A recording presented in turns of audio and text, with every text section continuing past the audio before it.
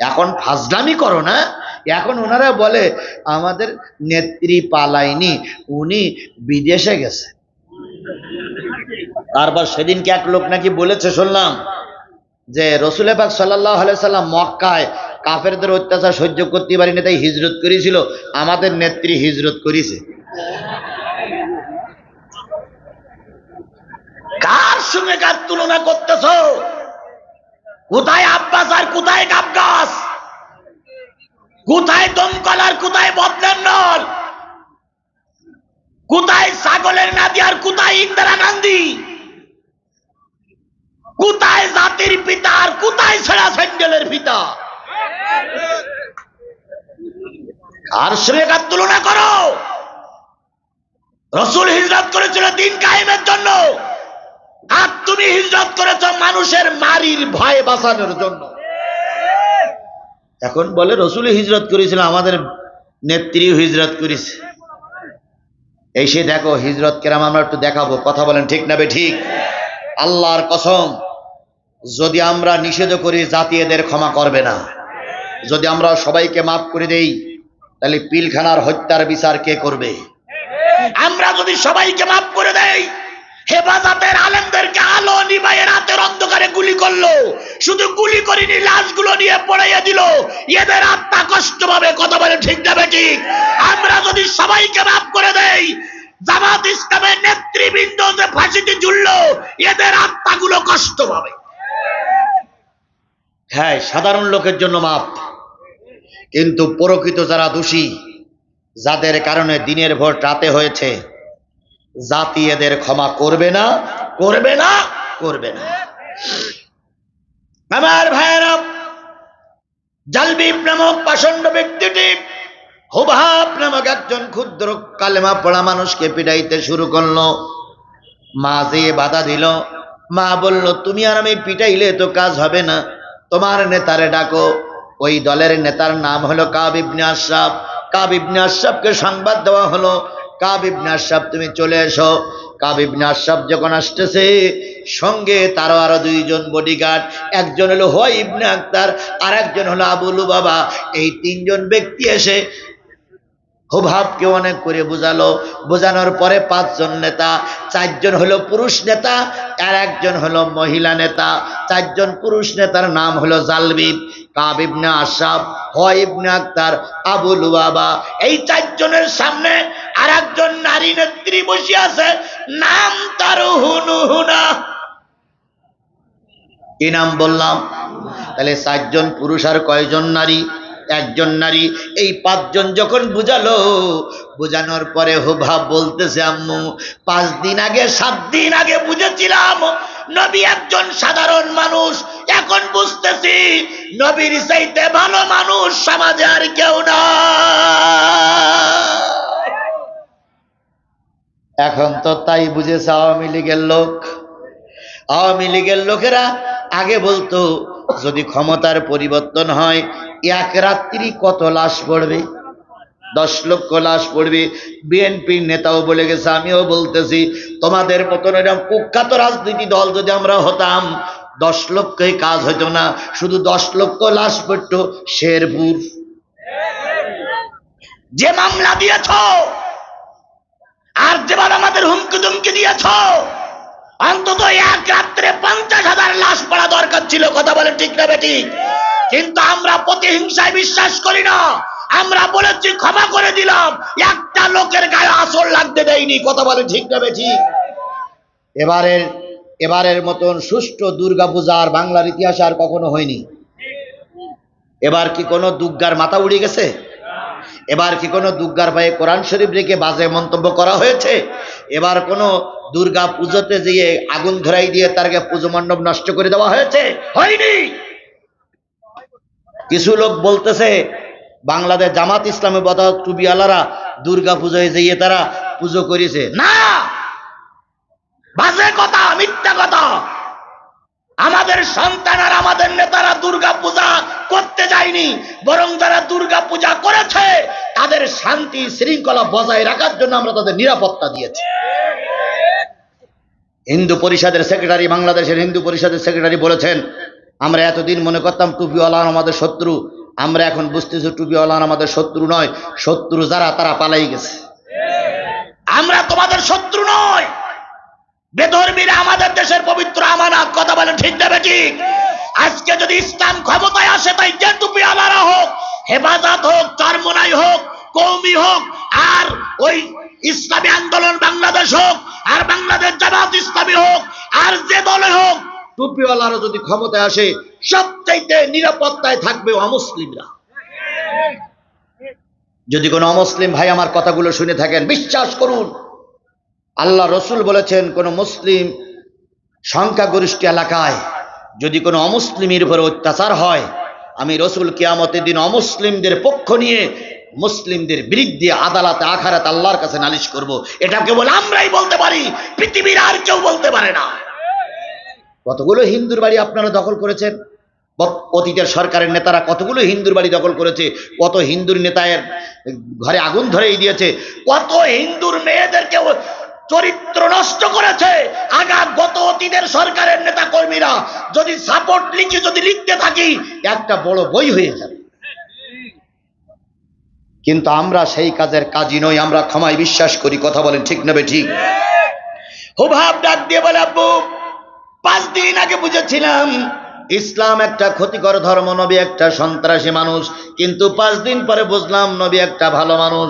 এবার হুবহাব জালবিব সবাই মিলে, জালবিব আর ওই হুনহুনা আর ওই 4 নেতা মিলে বলল, নিজের হাতে যদি মারি আমাদের দোষ হবে, একটা ট্রাইব্যুনাল করো, ট্রাইব্যুনাল করে ট্রাইব্যুনালের মাধ্যমে বিচার করো, বিচারের রায় লেখো।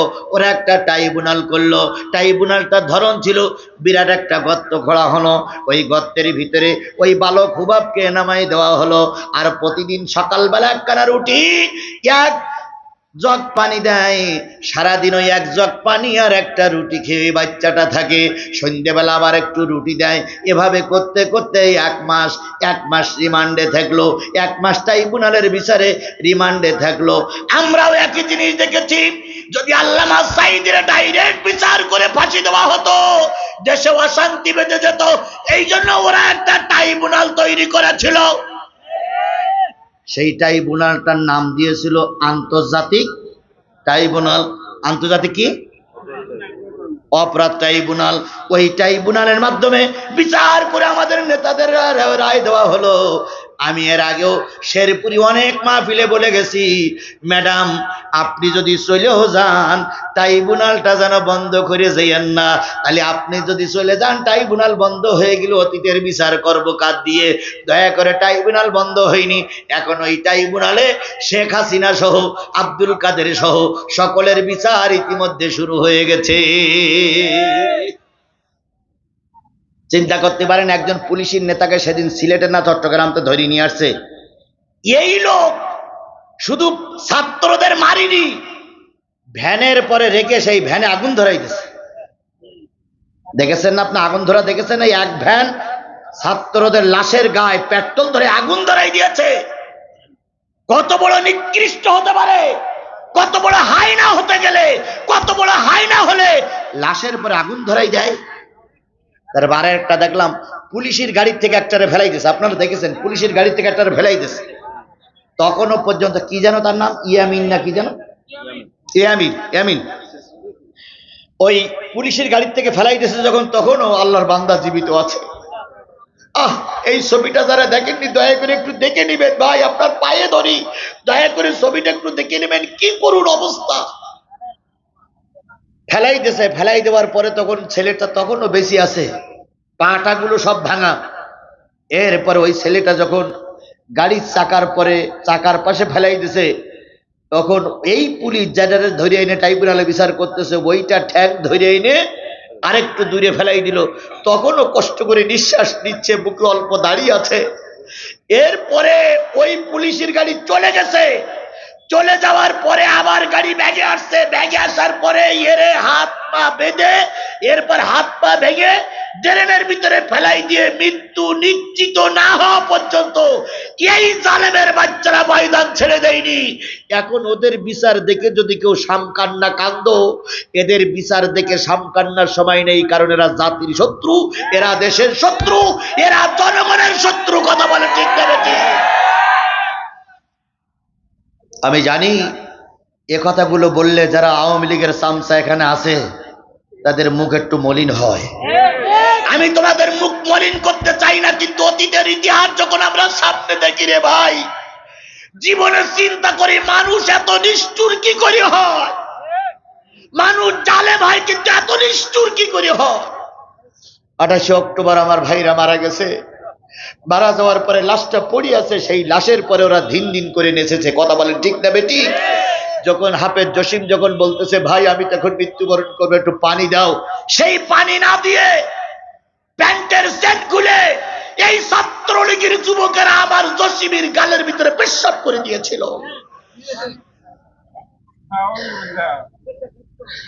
তাহলে এত নির্যাতন তোমরা আমাকে দিয়েছো, আমার ছাত্র ছেলেদের দিয়েছো।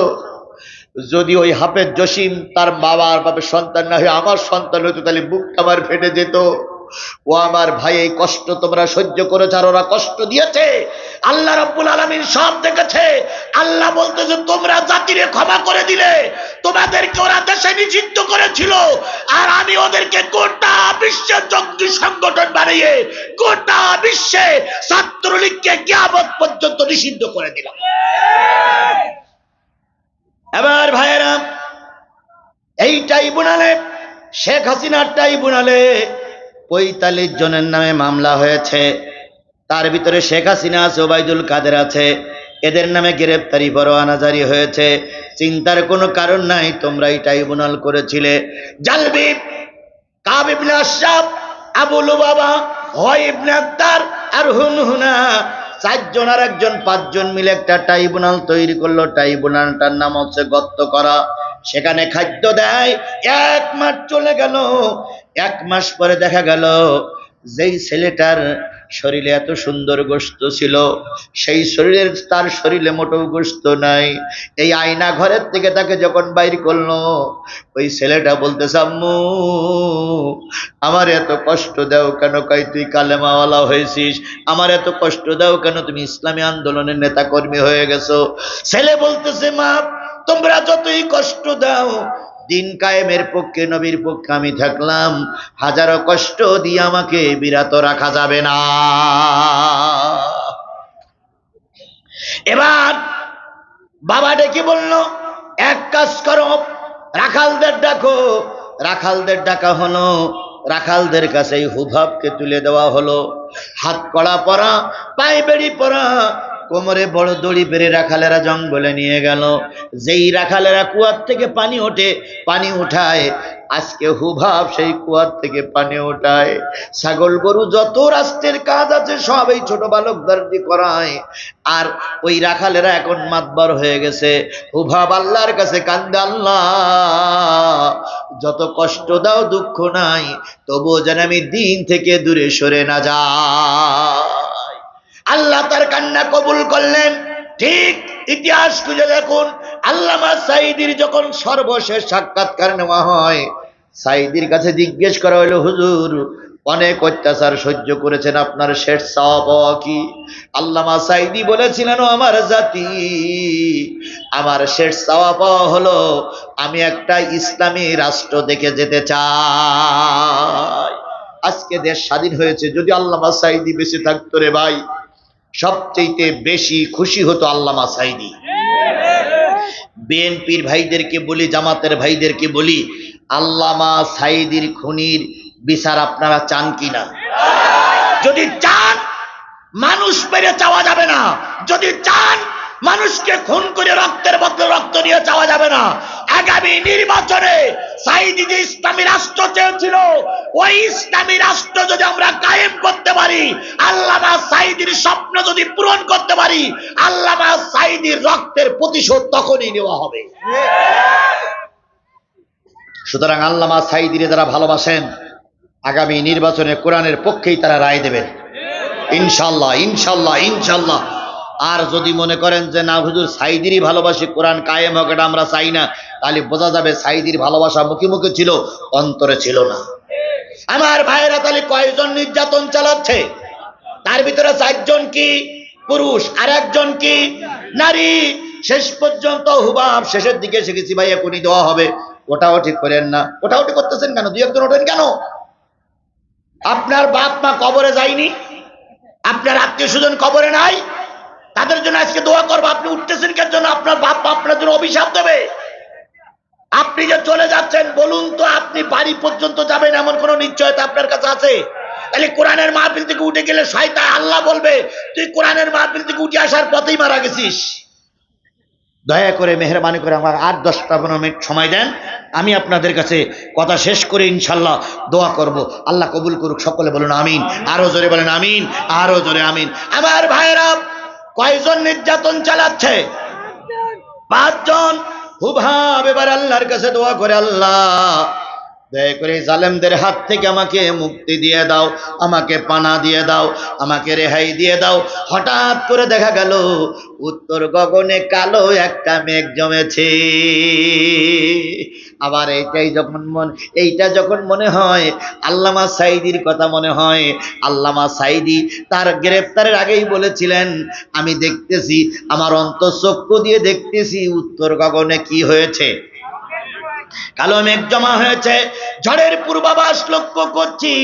যদি শক্ত হাতে মোকাবেলা করতে না পারো, এমন আমাবস্যার গাঢ় অন্ধকার রাত আসবে যার সবে সাদেক অসম্ভব। আবার আল্লামা সাঈদী বলেছিলেন, এ জালেমের বাচ্চারা, নির্যাতন বন্ধ করো, নতুবা এমন একটা সময় আসবে পালানোর জন্য ইঁদুরের গর্ত পর্যন্ত খুঁজে পাবা না। 13 বছর ছিলে তুমি 4 দেয়ালে বন্দি, জালিম শাহির সাথে তবু করনি তো সন্ধি। 13 বছর ছিলে তুমি 4 দেওয়ালে বন্দি, জালিম শাহির সাথে তবু করনি তো সন্ধি। ইউসুফ নবীর মতো তোমার দিল অপবাদ, দিনের কথা বলাই তোমার ছিল অপরাধ।